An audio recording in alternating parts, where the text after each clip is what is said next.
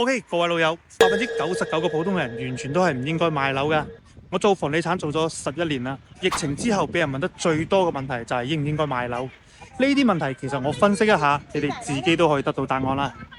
天哪，咁神奇嗎？OK， 賣樓啲需求無非就3種，除咗呢3種之外，99%嘅人都唔應該賣自己層樓㗎噃。第一種就係需求問題，例如你嘅工作突然間有調動啊，或者你個單位已經住唔落啦，需要搬屋。第二種就係資金問題，比如你而家失咗業，還唔起月供，或者你急需用錢啊。而第三種就係資產嘅重新配置，例如你之前係投資用途嘅閒置資產。我信你個鬼！你這個糟老頭子壞得很。而家網上好多人叫大家賣樓變現啊，一大堆嘅業主喺評論區入邊新驚驚自己嚇自己。但係你有冇諗過啊？嗰啲叫得最大聲嘅人，可能佢自己根本就冇樓嘅。而嗰啲教你賣樓脫坑享受人生嗰啲呢，呢種諗法本身就係一個大坑嚟嘅喎。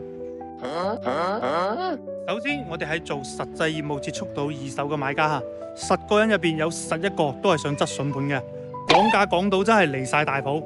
當你忍氣吞聲低價出售嘅時候，人家就開開心心咁住入你間屋啦。你揸住賣樓嘅錢去租屋喎，唔通你揀大手大腳使啲賣樓錢咩？好啦，假如你真係唔使啲賣樓錢，大家又只係普通人，你可以睇下身邊有邊個同事或者朋友靠存款同埋理財打贏通脹嘅。如果冇，賣咗層樓仲要繼續做牛馬搬磚啊，咁你覺得呢啲叫做享受消曬人心咩？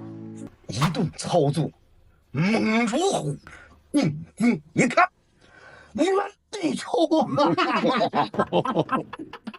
仲有啲所謂嘅大 V 吹水，話自己喺樓價最高嘅時候賣咗樓，而家教大家投資理財嗰啲啊，但凡咁講，大機率就係想割韭菜。我曾經喺深圳啲投資公司入邊做過，接觸過唔少大佬，佢哋揾錢嘅方式係唔會話俾人知㗎。真係有呢種能力嘅人，基本都係悶聲發大財，邊有人會成日拍片同人哋講㗎？不過唔知你介唔介意露兩手睇下呢？唔係信你唔過啊！我哋大家想學下嘢。如果你有能力用賣樓嘅錢創造更加高嘅投資回報，咁使乜聽啲網絡大 V 勸啊？一早我哋自己做咗啦。臣妾做不到啊！不可否認，現階段嘅樓市呢，氛圍係比較悲觀。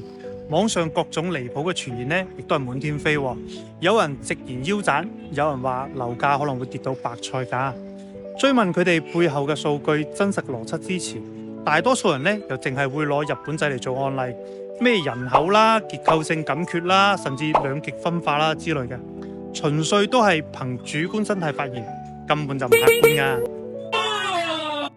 記住呢一點，中國嘅樓市永遠都存在周期噶，房價嘅走勢核心受政策調控影響。當政策收緊嘅時候呢，房源供應變多，價格就會回落啦；而政策放開，市場需求上漲，房價就會回暖。後續政策嘅走向根本就冇人可以提前預知噶。明白。咁邊啲係最聰明嘅買家呢？無非就係有自知之明，只為真實需求埋單人啦。喺冇壓力嘅前提之下，住喺自己個單位，呢啲咪就係我哋中國老百姓最樸素嘅需求咯。好啦，今日係咁先，拜拜。